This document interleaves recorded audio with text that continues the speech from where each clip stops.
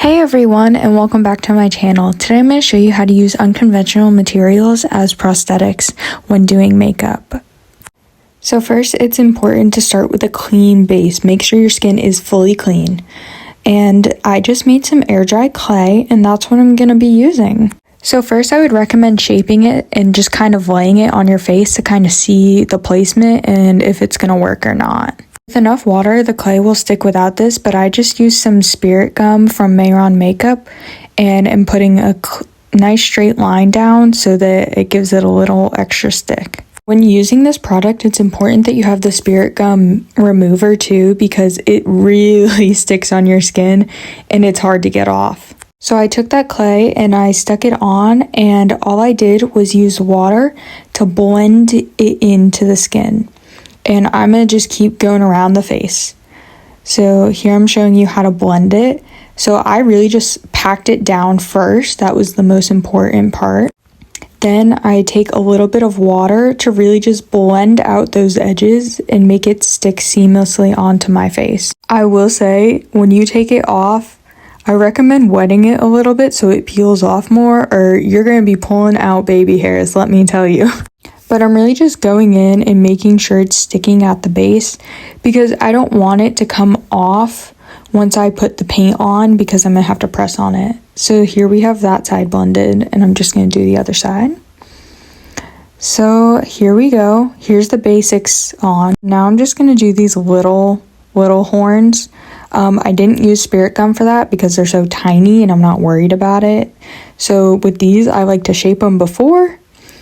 And then I go in with some water, and I just make sure the part that's going to be touching my skin is thoroughly soaked with water, so that it really will stick to the skin without me having to worry that it's going to fall off.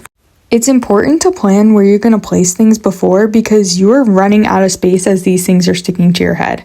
You only have that amount of space to blend it, and try not to hit off anything else that's already there. So now that we have that stuck down, I'm going to do one more on the other side. And then I have a even bigger horn that I'm going to do above those three. These are a little annoying because they're kind of hard to shape, because you can't pull out. You just have to slowly shape them, or they're going to come disconnected from your face. But that is something you just have to deal with when using an unconventional item. So here we go. That's what I'm going with on most of my face. Those are the big horns, and I'm just trying to let them air dry a little bit to stay. So now I'm going to go in with a piece that I'm going to use to create texture on my neck. So I'm just going in with a lot of water, because I want this piece to be very thin so that it cracks and gives a scaly effect. So I'm just trying to stick that on and really just spread it as thin as possible. And you can see there was a piece that was a little too thin, so it kind of broke off. This air dry clay is just made of flour, water, and I want to say baking soda. But anyway, here they are all attached. And I mean, it looks like a prosthetic. I decided to do some jaw pieces last minute, so I didn't record it.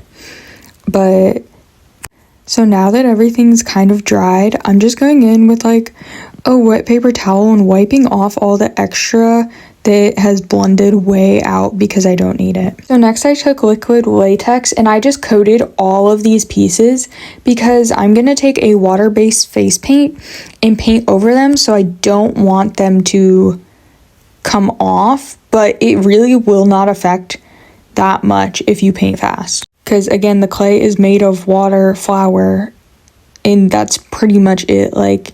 It could come apart very easily, so the liquid latex is more of a safe bet. The latex will also add texture, because sometimes it does not want to go on smooth, so it can help pronounce those features. And when I'm painting, I'm just going in and tapping because of that texture to make sure I get all those gaps in. So I'm just going to go ahead and show you guys. That was the full base. I just went down and painted red. And then I started going in and adding shading, adding some dimension. Decided not to show a lot of the painting process for this video because I wanted to focus on the prosthetics. So again, here's the final look, and I hope that helps you guys.